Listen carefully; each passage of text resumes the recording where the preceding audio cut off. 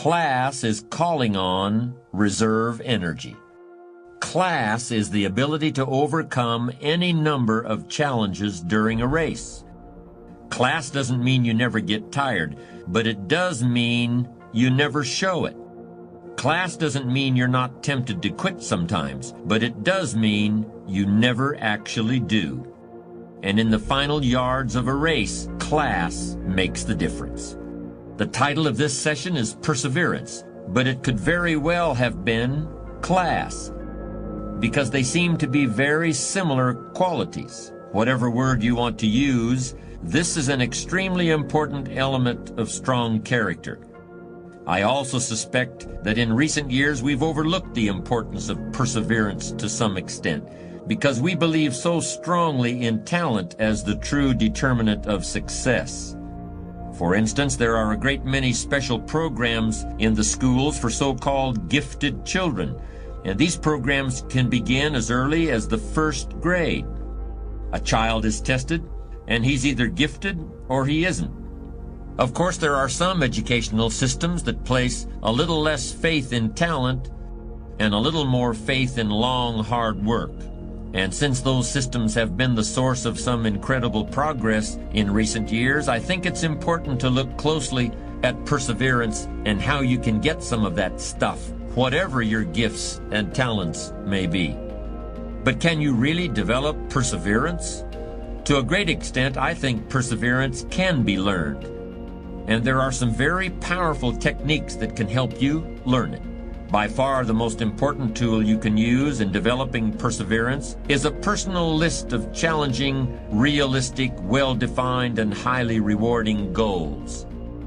Goals are major to a genuinely success-oriented person. Without them, you're just playing around.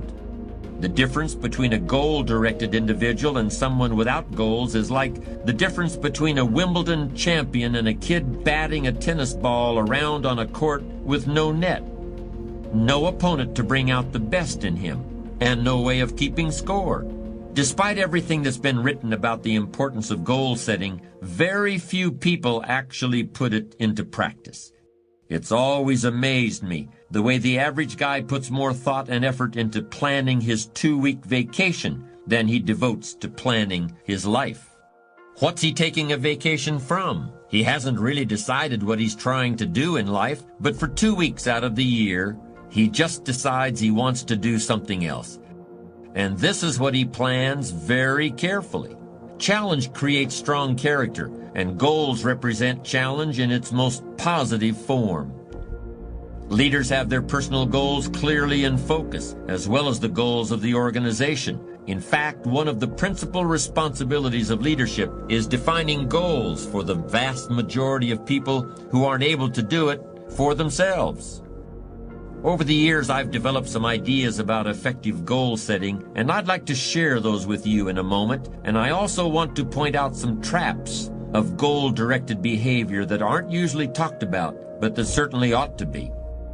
When I was a kid, I used to dream what it would be like to buy a ticket on a railroad train and just go someplace.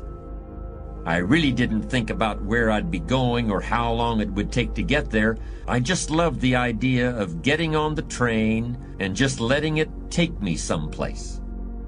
I guess there's still something appealing about that idea, but it's not really the way you want to live your life as a mature human being. When you grow up, you buy a ticket on a train or a plane because you want to go someplace, and you know exactly where you're going. You may have to change planes in a different city, your flight may be canceled, and you may have to switch to another flight. You may not feel like talking to the person seated next to you, but you will persist. You know where you're headed, and you're quite determined to get there. That's goal-directed behavior in its simplest form. There are short-term goals and long-term goals. Sometimes you're flying across the country, other times you're just walking down to the corner grocery store. Long-term goals are the equivalent of a major journey. When you reach the point where you've achieved your long-term goals, your life will be fundamentally changed, and the process of getting to that point will transform you into a stronger, wiser, higher-performing person than you are now. How can you identify your long-term goals? On a sheet of paper or in a notebook, write these 5 headings. Number 1, what do I want to do? Number 2, what do I want to be? Number 3, what do I want to see? Number 4, what do I want to have? And number 5, where do I want to go? Under each of these categories, write down several possible long-term goals. Be very relaxed about this. Just allow your mind to flow and come up with 3 to 6 ideas for each category. Don't worry about a lot of details at this point, and don't spend too much time describing a particular goal. In category number 1, for example, what do I want to do?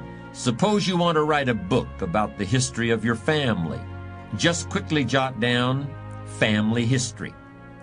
Then as you look down the list of categories, it occurs to you that you've always wanted to see the pyramids in Egypt, so you write pyramids. Keep writing down ideas as long as the list of categories continues to inspire you. You'll probably be surprised at some of the things that turn up. You may have kept a great many desires and aspirations hidden in the back of your mind, but the opportunity to write them down will move them to the forefront of your consciousness. That's one of the benefits of this technique.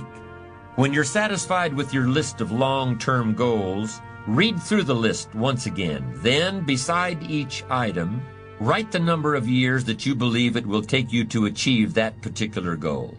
It's best to round off the numbers into 1-year, 3-year, 5-year, 10-year categories. For example, you may estimate that it will take you 10 years to research and write the book on your family history, but you'll need only 5 years to get yourself into a position where you can take a trip to the pyramids. Create a time frame like this for every one of your long-term goals. Immediate goals, those that will take less than a year to achieve, are important too, of course, and we'll deal with those separately in a moment. When you're finished entering your time frames, there should be a fairly balanced distribution of all your goals. If there are many 1- and 3-year objectives, but only a few in the 10-year category, maybe you need to think more about what you really want your life to add up to. What kind of life you really want to build over the long run. But if there's a preponderance of 10-year goals, and relatively few of the shorter-term variety, this may be an indication that you're putting things off, that you're focused too much on where you'll be at the end of the day and not enough on what you can accomplish right now. Keep working on your list, adding and subtracting goals with various time frames until you've created a more or less even distribution. Now comes the really challenging and interesting part. So far, you've just been adding things to the list, but now it's time to start making some selections. Now you're going to start asking yourself what's really important compared to what might just be sort of fun. Choose 4 goals from each of the 4 time frames, 1 year, 3 year, 5 year, and 10 year. Now you have 16 separate goals. So far, you've only referred to them in shorthand fashion, but now you're going to start seeing them very, very clearly in your mind's eye. You're going to see each goal just as if it were being realized this very minute. And you're going to write down a detailed description of exactly what you see. Do you intend to open a handmade furniture store in 3 years? What will the store look like from the street out front? Will there be gold leaf lettering on the windows? Or will there be a sign hanging over the door instead? How many square feet will the store contain? Will there be a showroom area for the furniture in front and a workspace in back? Or will the furniture be built at a different location? Do you intend to have any employees, or will you run the business entirely by yourself? Think of all the questions that need to be answered in order to see your goal with absolute clarity. And then write the information down in a notebook or on a piece of paper. That will become one of your most important personal possessions. But that's not all. Any goal is a powerful motivator only if there's a powerful reason behind it. Why do you want to achieve your goals? Why do you want to own a handmade furniture store, or a private airplane, or a newspaper in a small town in Vermont?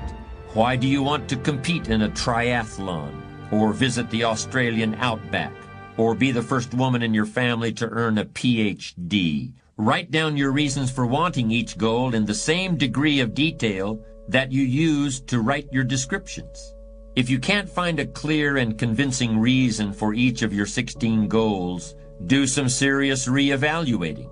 You may have more whims or pipe dreams than real goals, and now is the time to make that discovery. Keep working on your list until you have 16 clearly envisioned, strongly motivating, long-term goals. Review what you've written at times, and keep track of your progress toward these objectives. Above all, persevere. Goal setting is a very important first step, but goal achievement is a continuous, lifelong process. That's what makes it so challenging. That's also why it's so extremely rewarding to finally attain your long-term goals. With regard to immediate goals, those that require anywhere from a day to a year to achieve, I recommend creating lots of objectives that can be accomplished in a month or less. Write them down. Read what you've written at frequent intervals. Keep track of your progress, and do something often that brings you closer to realizing these very short-term objectives. That way, you'll always have something to celebrate. These goals are not only important in their own right, they're also confidence builders and motivators toward a lifestyle based on perseverance and achievement.